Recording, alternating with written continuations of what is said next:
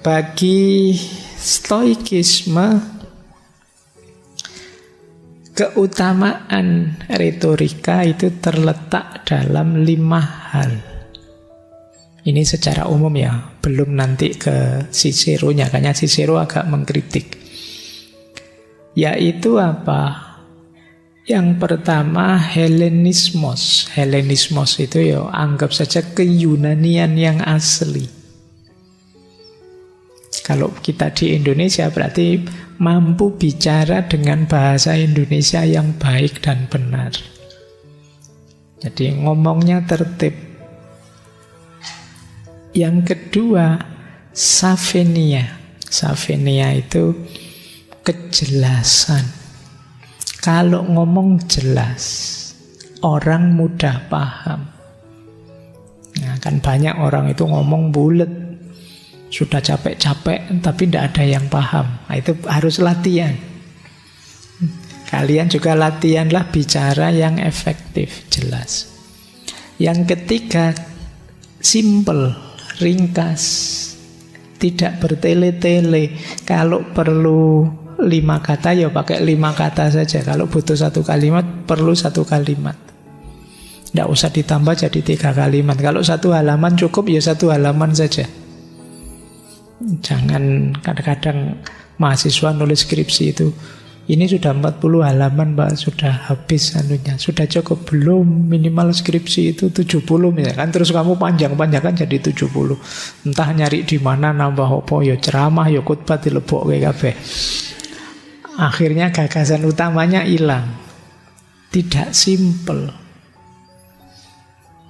Saya pernah ke luar negeri itu, ada proposal disertasi yang hanya 5 halaman. Simple sekali ngomong. Ini alasannya apa, dasarnya apa, problemnya apa, simple. Tapi di sini saya lihat ada proposal itu yang sampai 50-60 halaman. Lah iki lah podo sak skripsi. Entah ngomong apa saja di situ, ndak ringkas, tidak to the point. Jadi bahasa yang baik, jelas, ringkas, kemudian sesuai. Jadi ingin ngomong apa, keluarnya ya seperti itu. Kemudian yang kelima, distinct. Distinct itu kan khas, tidak membosankan, unik, berbeda dengan yang lain. Jadi kalau ingin ngomong yang baik, bicaralah dengan bahasa yang baik, kemudian jelas, tidak bertele-tele, ringkas, kemudian sesuai dan unik, khas. Maka ketika kalian ngomong, orang mendengarkan. Panjang lebar tapi tidak fokus, tidak jelas, ngalur ngidul temanya apa, yang diomongkan apa, dan tidak unik, tidak khas, itu kemungkinan ya kalian tidak dapat apa-apa, tidak bisa memberi apa-apa. Latihan ya, apalagi yang mahasiswa-mahasiswa, kan sebagian besar ilmunya mahasiswa itu kan disalurkan, dibagikan lewat kemampuan bicara. Jadi latihan tidak bulat, latihan ngomong yang jelas, yang to the point. Nulis juga begitu. Kan banyak orang nulis itu muter-muter tidak karu-karuan, to the point saja. Banyak mahasiswa tanya ke saya, Pak, memulai nulis itu kayak gimana sih Pak? Saya gagasannya sudah tahu, sudah ngerti, tapi awalnya gimana ya Pak? Ya sudah, nggak usah mikir awal, ya gagasanmu apa, sampaikan, sudah.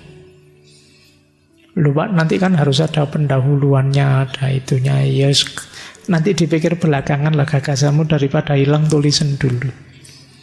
Karena kadang-kadang teman-teman nulis itu wis ngedep laptop itu terus, ini awalnya gimana ya, nanti diawali. Terus malah lebih sulit mikir pendahuluannya daripada isinya. Ya nantilah kalau mau dikasih pendahuluan entah kemana, tapi yang penting punya gagasan dulu, intinya apa. Nah, kata orang Stoik ada 2. Kalau keutamaan tadi 5. Kalau yang aspek keliru-keliru, salah-salah secara umum ada dua. Yang pertama barbarisme.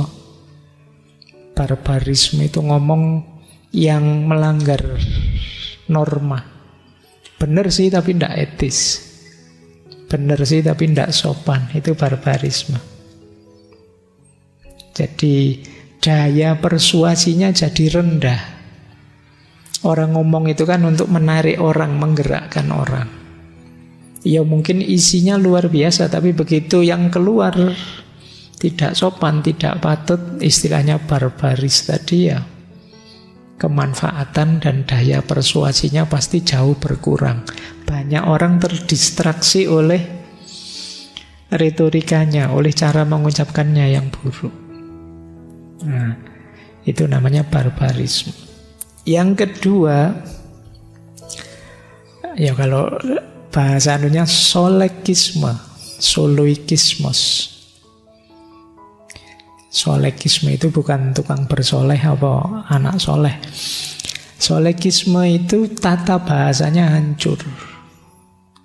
Predikatnya mana, subjeknya mana, tidak jelas. Ini namanya solekisme.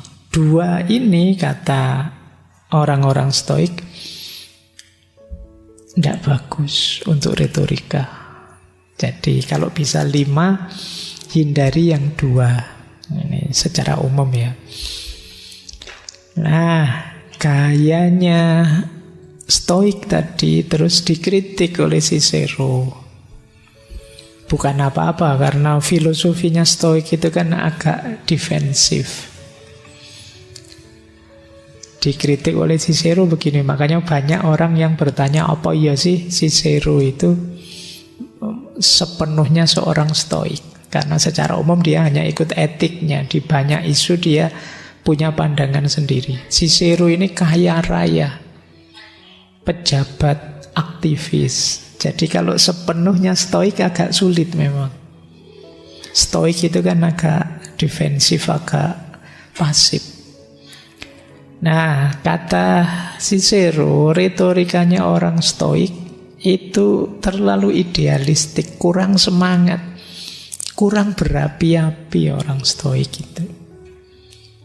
Orang Stoik itu kan emosinya sulit kelihatan. Orang Stoik itu sedih ya diterima saja, senang ya diterima, tidak masalah. Sunatullah itu hidup itu ada senang, ada sedih. Itu kan tidak kelihatan. Senang tidak kelihatan, sedih tidak kelihatan. Disakiti orang ya kalau orang Stoik, kalau saya tidak merasa sakit mau apa? Jadi wajahnya datar. Dan itu secara retorika ya bagi Cicero tidak bagus. Retorika itu kan ngomong berapi-api. Kalau intonasinya tinggi ya sambil melotot-lotot, sambil mengangkat-ngangkat tangan nanti.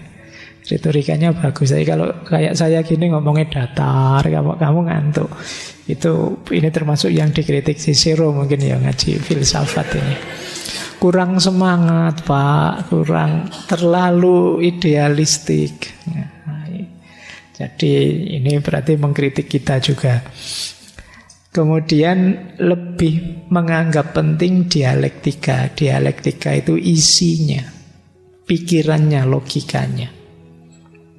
Kemudian lebih mengutamakan form daripada matter. Form itu ya sama hakikatnya, bukan bungkusnya. Padahal tadi saya jelaskan bungkus juga penting, tapi ini lebih mengutamakan formnya.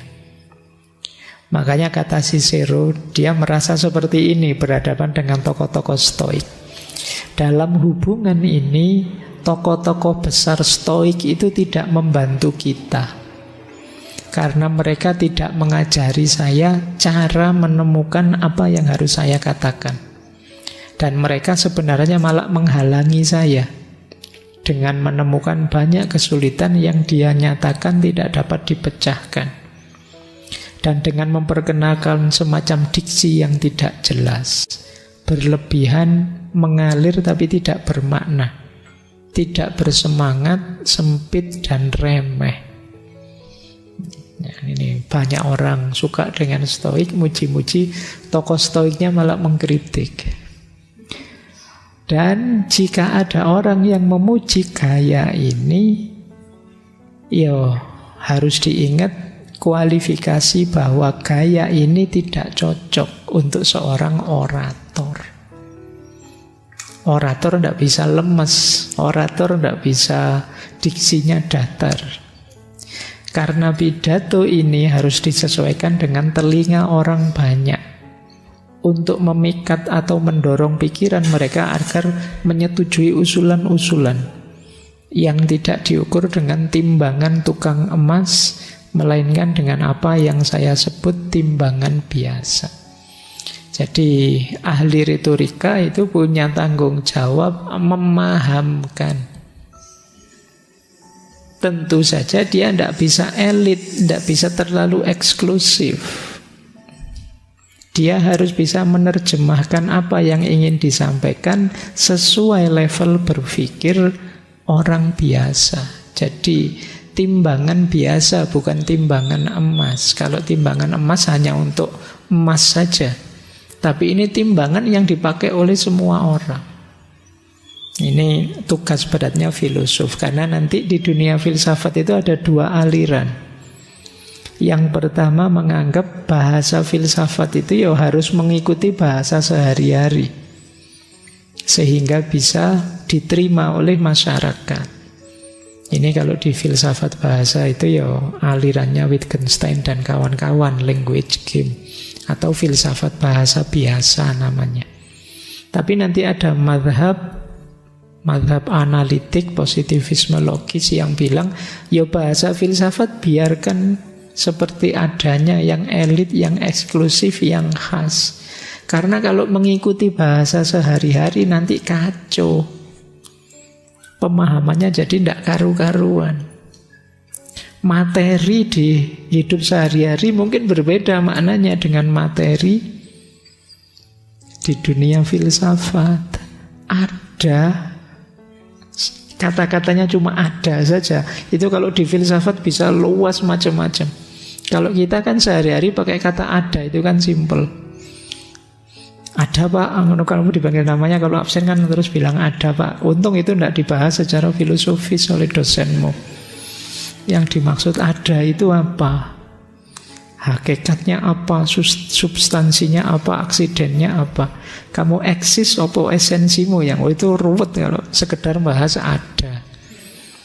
Maka di mazhab yang pertama ya ndak lah, ya filsafat biar dengan bahasa filsafatnya sendiri. Jadi ini untuk dua mazhab. Tapi itu kan untuk perbedaan cara penyampaian. Tapi di Cicero beliau lebih prefer ya ndak lah, kemanfaatan ilmu biar lebih luas, dengan retorika yang tepat kita memahamkan masyarakat banyak. Yuk kita lanjutkan. Nah, Cicero punya ikhtiar untuk mendamaikan filsafat dan retorika. Di Yunani zaman itu ada perdebatan antara kaum sofis dan Plato. Kaum sofis memposisikan retorika itu penting. Dalam rangka apa? Untuk mengejar karir, mencari keuntungan, mengendalikan kekuasaan politik, itu retorika. Dipakai oleh orang-orang sofis. Gimana caranya menarik hatinya orang kemudian ikut kita. Itu dulu dipraktekkan oleh orang-orang sofis. Saya tidak tahu hari ini ada apa enggak. Kalau ada bisa diangkat jadi tim kampanye nasional itu. Ahli retorika. Nah, beda dengan Plato. Plato lebih suka menganggap retorika itu tidak penting. Persis kayak kita. Kita kan sering pakai istilah itu. Cuma retorika, tidak ada kenyataannya. Kan kita sering begitu. Sama seperti Plato. Plato juga bilang begitu. Kalau kita mengikuti orang sofis, kata Plato, bahaya malahan. Kita tidak ketemu kebenaran, kita tidak ketemu kebijaksanaan. Nah, ini dua hal yang jadi ada dua mazhab yang berbeda. Terus Cicero masuk, kata Cicero, dua-duanya keliru. Karena memisahkan kebajikan dan retorika. Kata Cicero, kalau orator, orang yang menyampaikan kebenaran, memang ingin menyampaikan kebenaran, kebaikan, dia harusnya lebih dulu jadi orang benar, jadi orang baik. Jadi kuncinya kan di situ. Iya, kita mencari kebijaksanaan, belajar filsafat, menemukan kebenaran. Seperti Plato. Tapi kita juga harus bisa mengemasnya, menyampaikannya secara menarik. Seperti kaum sofis. Jadi jangan berhenti di retorika, tapi ini ada isinya. Jadi seperti istilah tadi retorika itu bungkusnya. Bungkusnya indah, luar biasa. Kalau isinya berharga kan klop. Tapi kalau bungkusnya indah, kosong saja, tidak ada isinya, ya memang tidak berguna. Atau isinya luar biasa, tapi bungkusnya jelek, berlepotan, juga tidak ada gunanya. Saya paham Pak, ini saya ngerti, ini wawasan baru yang penting, yang tinggi, ya coba kamu sampaikan. Gimana ya Pak menyampaikannya? Terus kamu terus ya tidak nyampe wawasanmu. Bungkus ya penting. Nah, Cicero ingin masuk di antara dua mazhab ini. Jadi kalau ada yang sinis, hanya retorika, itu gaya Plato. Kalau ada yang mempermainkan retorika untuk kepentingannya, itu gaya sofis. Maka sekarang kita masuk, ya retorika, ya bijaksana. Isinya kebijaksanaan dibungkus dengan retorika yang baik. Inilah proyeknya Cicero. Cuma ya tidak mudah, kata Cicero, dalam diri seorang orator sejati dibutuhkan ketajaman para ahli logika, kearifan para filosof, bahasa sehalus puisi, ingatan para pengacara, suara para tragedian. Para tragedian orang-orang yang main teater. Itu kan biasanya canggih tata suaranya. Kapan nada tinggi, kapan nada rendah. Itu sangat pinter. Dan gestur, sikap seorang aktor yang terbaik. Ini berat ya kalau jadi orator, berarti kalian harus pinter, ahli logika, ahli filsafat, ahli bahasa, ingatannya kuat, tata suaranya hebat, gesturnya pas. Oleh karena itu, kata Cicero, sangat sulit menemukan seorang orator yang sempurna di antara umat manusia. Kalau kalian ingin jadi orator yang baik, ya menujulah ke sana. Tapi yang perfect ya sulit. Kita keahliannya kan banyak.